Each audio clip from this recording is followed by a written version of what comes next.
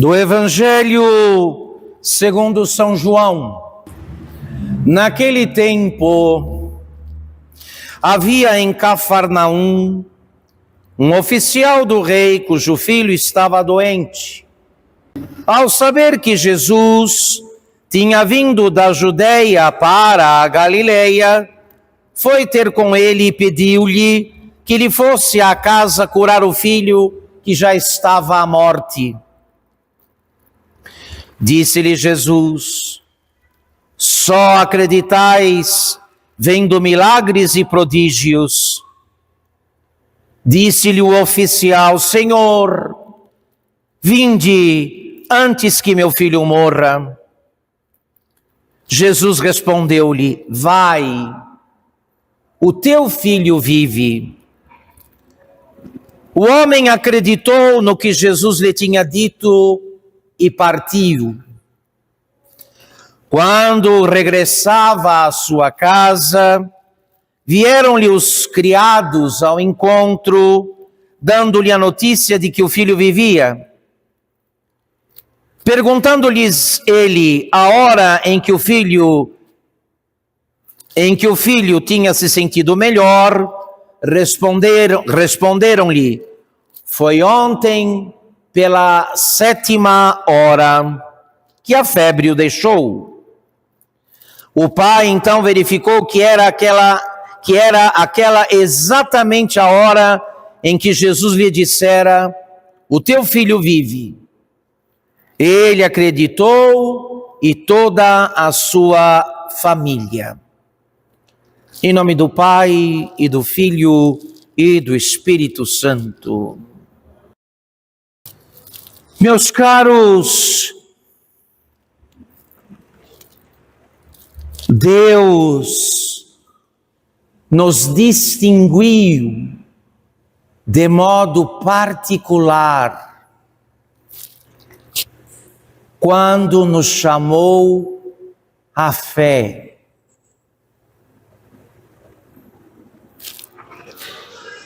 Que não é acreditar em qualquer coisa.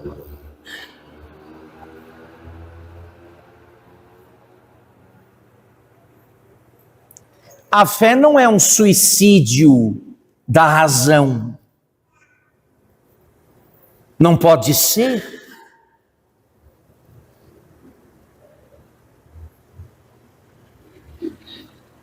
O que propõe o mundo moderno e a heresia modernista? Sim. Fé é qualquer coisa que emane do sentimento religioso do homem. Mas nós católicos sabemos que a fé não é isso. Isso que os homens adotaram como definição de fé é a morte da verdadeira fé. É a destruição e a ruína da verdadeira fé. Em primeiro lugar, porque a fé não brota em nós. Ela não nasce em nós espontaneamente. Ela não é fruto de qualquer sentimento religioso, seja lá o que signifique isso.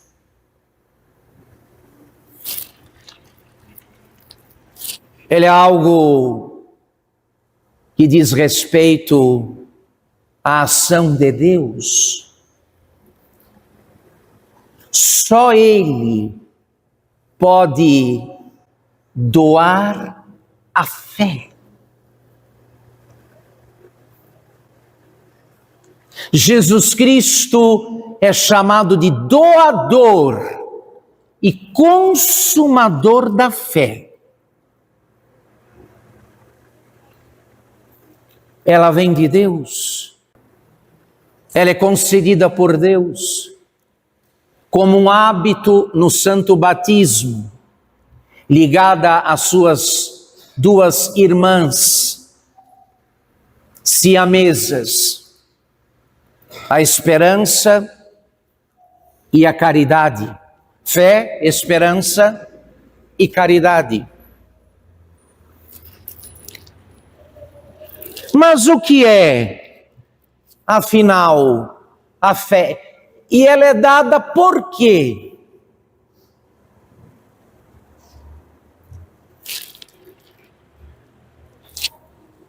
Porque por nós mesmos não podemos saber o que Deus sabe.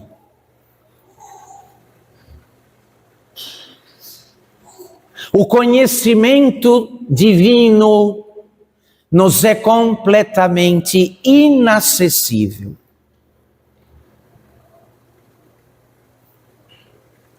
De modo que pela graça, pelo dom da fé,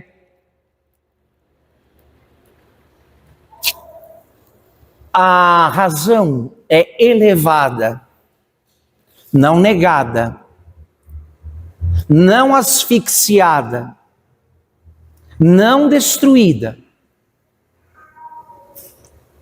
Só podem crer seres racionais.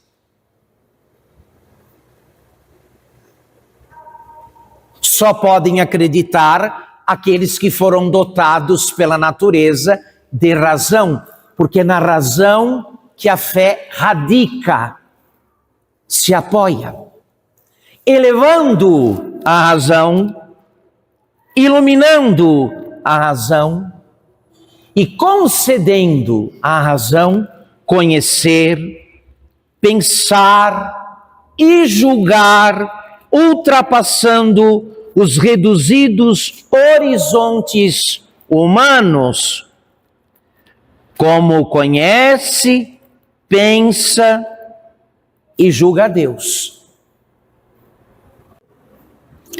Então, para a guisa de exemplo, é como se Deus emprestasse os olhos dele ao homem. A fé é o empréstimo que Deus faz dos olhos dele à criatura humana. Para o quanto ela é capaz ver, julgar e ponderar todas as coisas, todas, as do tempo e as da eternidade, como Deus vê, julga e pondera.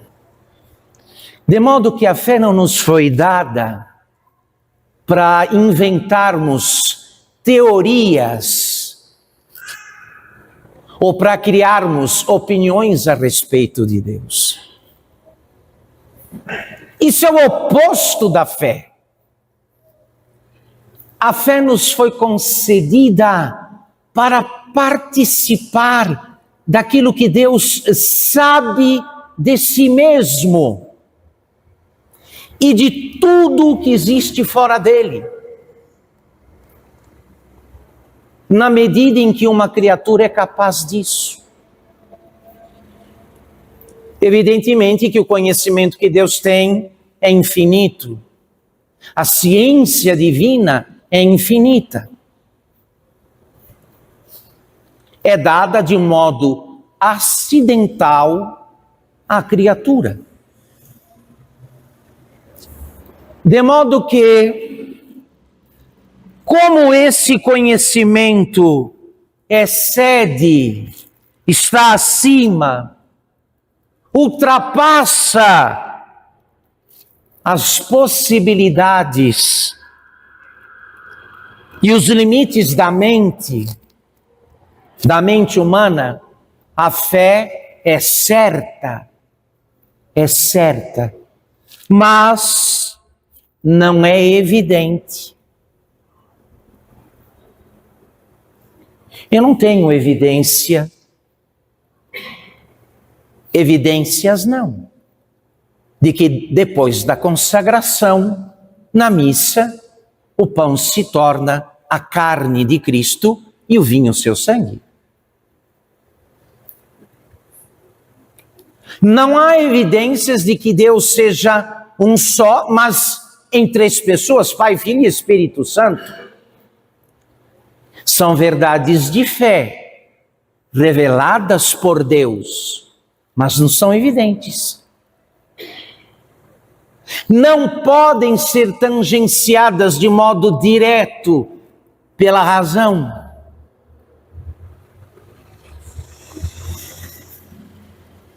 Portanto, nós cremos, não porque vimos, porque compreendemos de modo exaustivo. Cremos porque Deus revelou, mostrou, falou. O ato de fé, portanto, diferente do que ensina a heresia modernista, o ato de fé não se apoia em nós, em qualquer esperteza, em qualquer agudeza da mente humana. A fé se apoia na autoridade divina. Na autoridade de Deus.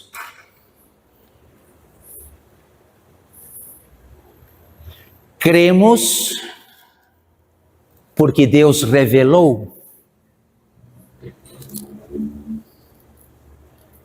Cremos porque Deus revelou. Mas quem dá a chancela? Quem garante que foi Deus que revelou? Quem? A Igreja Católica. Eu creio porque a Igreja crê. A Igreja que é chamada nas Escrituras de coluna e sustentáculo da verdade. Portanto, a coluna e o sustentáculo da verdade não é a Bíblia. Aliás, eu achei uma coisa curiosa. Outro dia eu assisti a entrevista de um pastor protestante muito honesto, que disse a respeito da Bíblia uma grande verdade. A Bíblia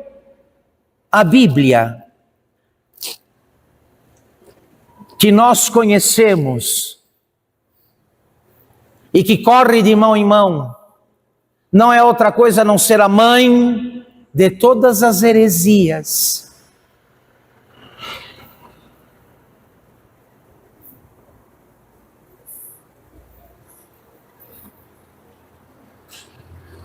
E aí chamam de palavra de Deus aquilo que na verdade é a palavra de um homem, ou seja, aquilo que alguém por si entendeu, sem nenhum respaldo da igreja ou da tradição ou do magistério.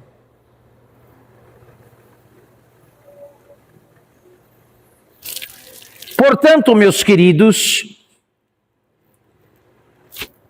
não fazemos outra coisa a não ser ecoar o que está dito nas Escrituras, que define a fé assim. A fé é o firme fundamento das coisas que se esperam e uma demonstração das coisas que não se veem.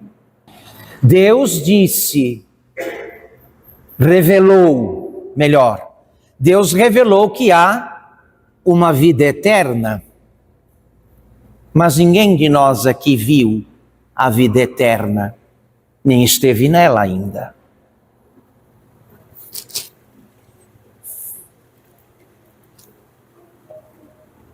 Deus revelou que Ele é um só, mas que são três as pessoas divinas. Mas isso não está de modo descoberto aos nossos sentidos e aos nossos olhos.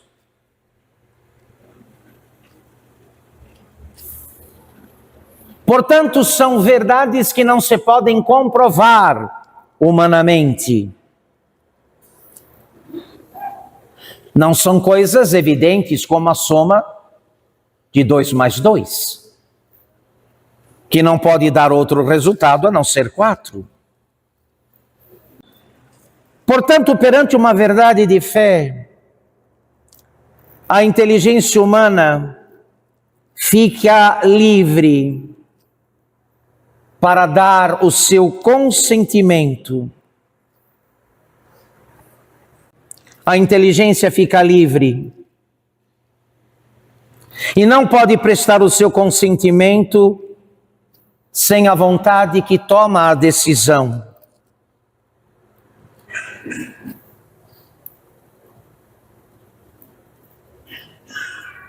Portanto, aqui, mais importante que saber os artigos da fé, mais importante é preciso querer acreditar neles.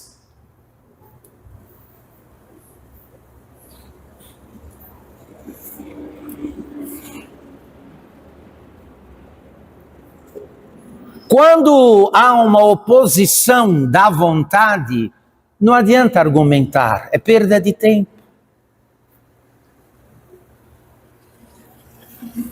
É perda de tempo.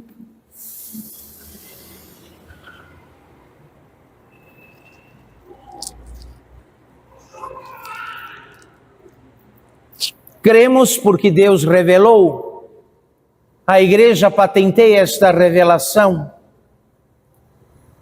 Cremos porque quisemos acreditar. Cremos ainda hoje porque queremos continuar acreditando.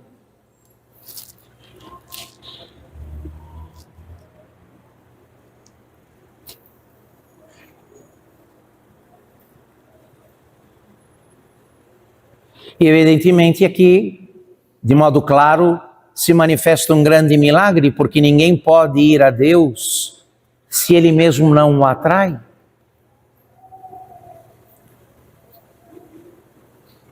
Se a graça não iluminar a inteligência e não mover a vontade, não há fé. Não há fé. Não existe fé.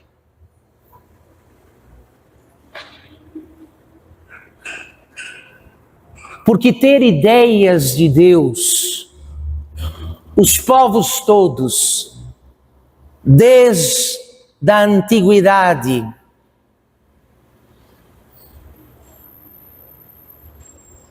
sempre tiveram.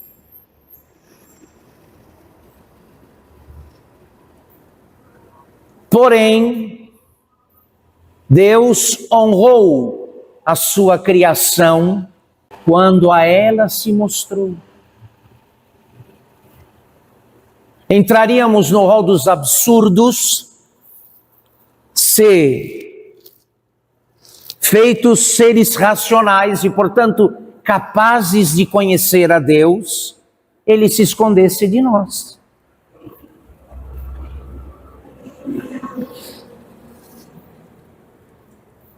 Somos o que somos exatamente por causa da fé. Deus não nos fez de outro modo, não nos criou como outras criaturas, exatamente em ordem ao ato de fé.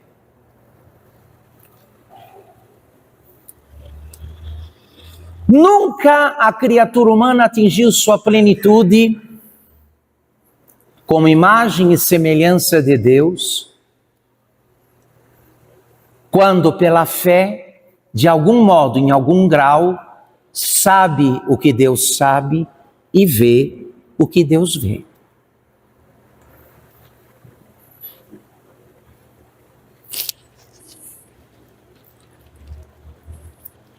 E eu queria aqui lembrar que se a fé produz uma tal elevação da nossa condição, nos fazendo olhar do andar da eternidade todas as coisas.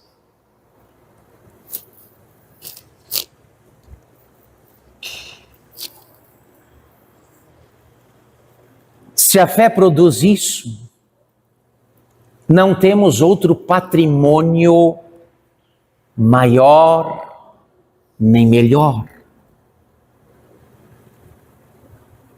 Por isso o Papa João 23 dizia: quem perdeu a fé não tem mais nada vai viver dos seus instintos. Do que vive um homem que não tem fé, ou que tendo sido chamado à fé e é recebido em germen a fé no batismo, a renuncia, a renega? Vai viver dos instintos. Vai viver ao sabor de suas impressões, dos seus sentidos.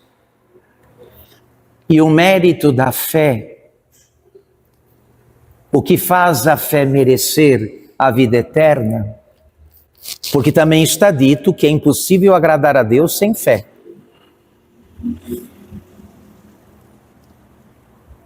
Para se salvar é preciso a fé. Quanto a isso não resta a menor dúvida. Mas aqui, guardem bem o que o padre vai dizer. A fé, colocando Deus no lugar dele, nos coloca também no nosso lugar. Estabelece, portanto, uma relação de equidade e justiça entre o Criador e a criatura.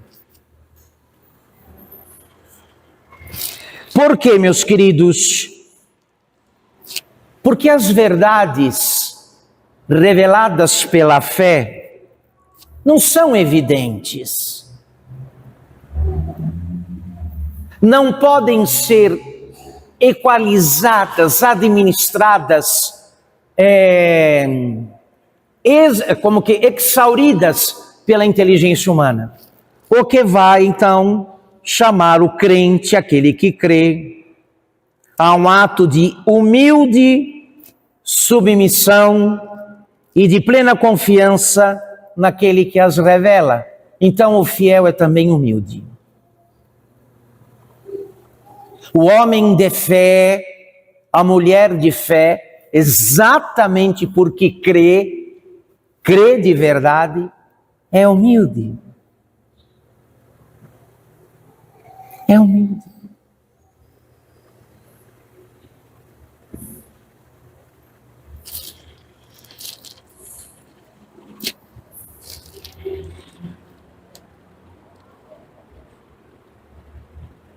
Isso então supõe um ato de humildade e submissão, de plena confiança no Deus revelador, e somente Ele é digno deste obséquio, o de uma fé sem vacilar. Curioso que o chefe, o oficial romano, no evangelho de hoje, acreditava que Jesus tinha poderes divinos.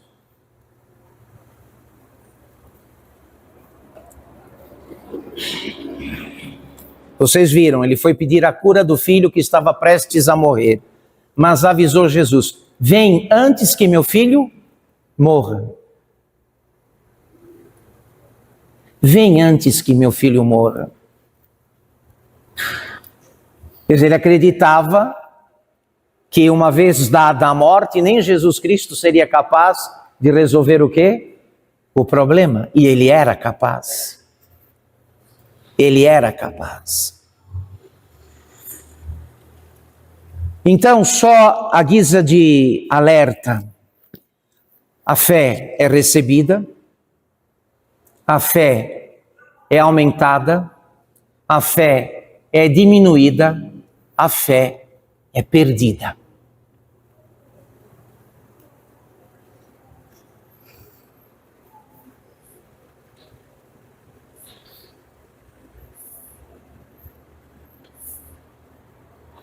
Então não tenhamos ilusão.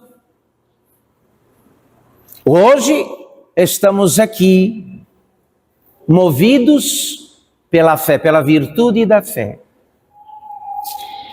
Mas as coisas não vão ser para sempre como estão hoje. Nós vamos passar por modificações, por mudanças, e o mundo também, geralmente para mudanças piores.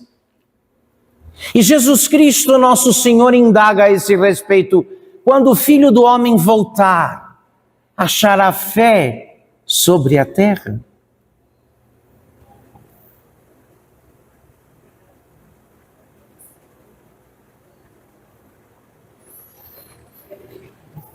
Um dos principais trabalhos do espírito do mal é exatamente este, de nos atrair para o que é sensível e nos fazer acreditar que todo bem que vale a pena algum esforço é aquele que os sentidos podem tocar, experimentar e saborear. Porque ele fruiu a vida eterna.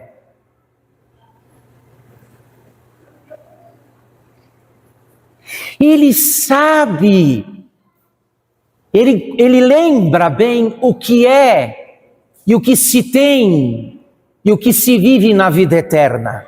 Satanás, ele esteve lá.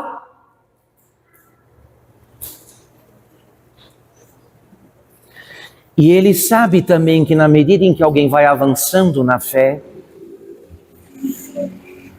começa a antegozar a vida eterna.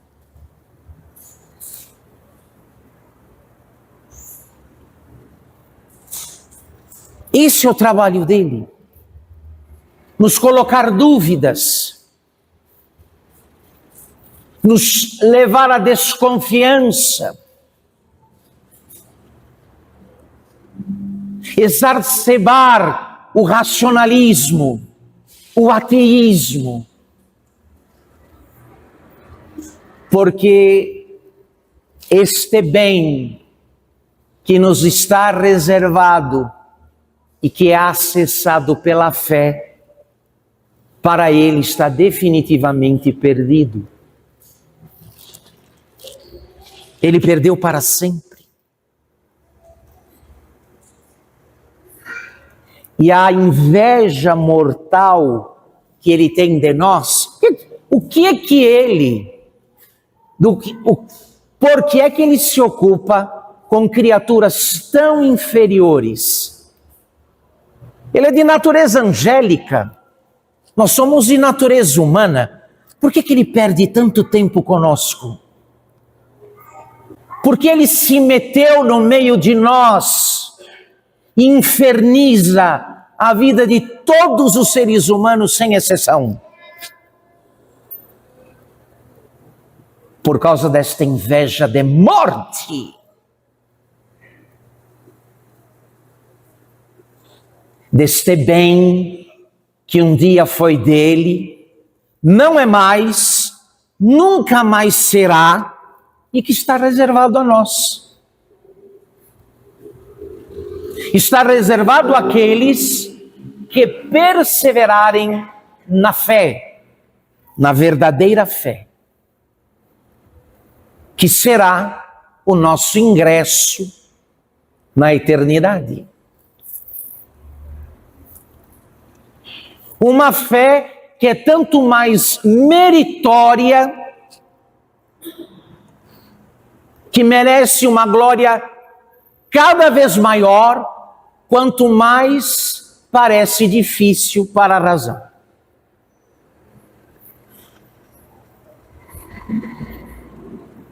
É aquela que, avançando, vai obrigando o homem, diante da beleza, da grandeza e do mistério de Deus, a se inclinar e se abaixar.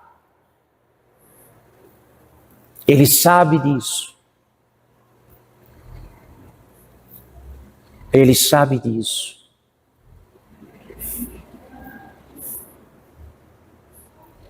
e fazendo um fiel vacilar na fé, fraquejar na fé, ou perdê-la, tem nisso a sua maior vitória.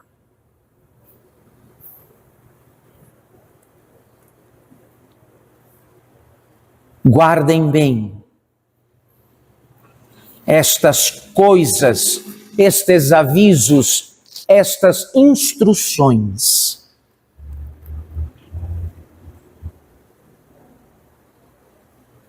Tudo na igreja católica, se faz para a manutenção e para o arrojo da fé. Tudo.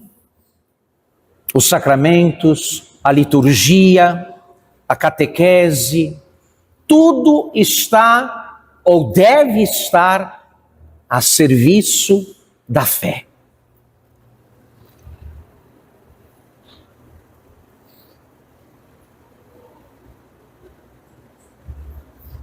A fé, como diz o apóstolo São Paulo, que é a certeza do que não se vê.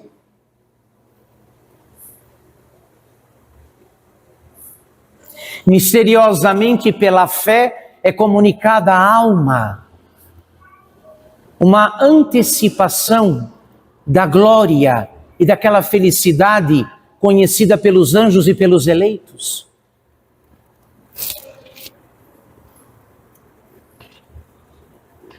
Por isso, a satisfação e o contentamento dos santos, que não tendo nada neste mundo, tudo tinham pela fé.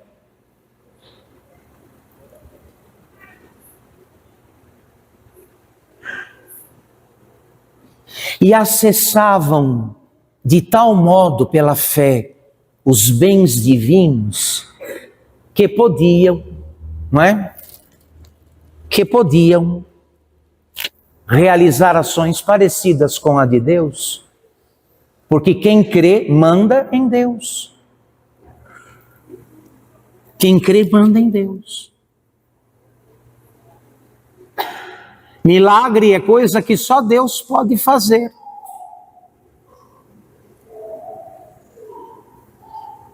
Mas aqueles que pela fé vão avançando na esperança e na caridade, no amor de Deus, não demora muito, tem acesso aos bens de Deus.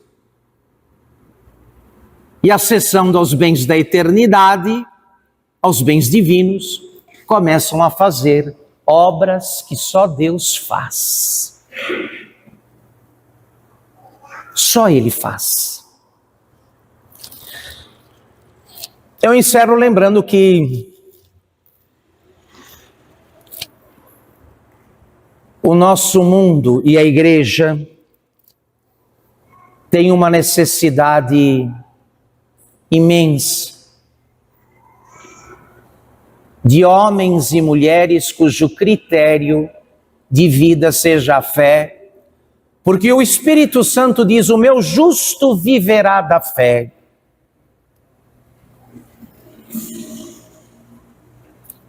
Faltam na igreja, e porque falta na igreja, falta no mundo também, homens e mulheres que olhando, tendo o senso de Deus, os olhos de Deus pela fé, ponderem e vejam todas as coisas como Deus as conhece e as vê.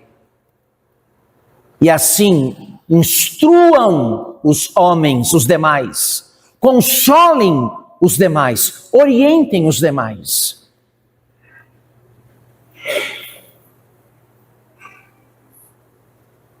Faça um favor a si mesmo e às pessoas que você diz amar, aquelas com quem você diz se preocupar tanto. Creia. Acredite. E pela fé, você vai prestar os melhores serviços e doar os melhores bens aos que tiverem a graça de cruzar o caminho da tua vida, ou ainda mais, de conviver com você, de conviver ao teu lado.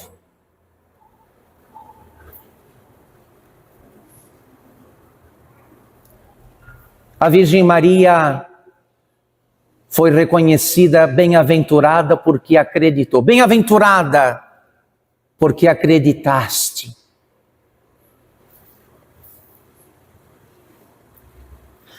Qual é a alegria e a felicidade? Qual é a medida e a alegria? A medida da alegria, da bem-aventurança de um fiel é a medida da fé dele. Quanto sou feliz? Quanto creio?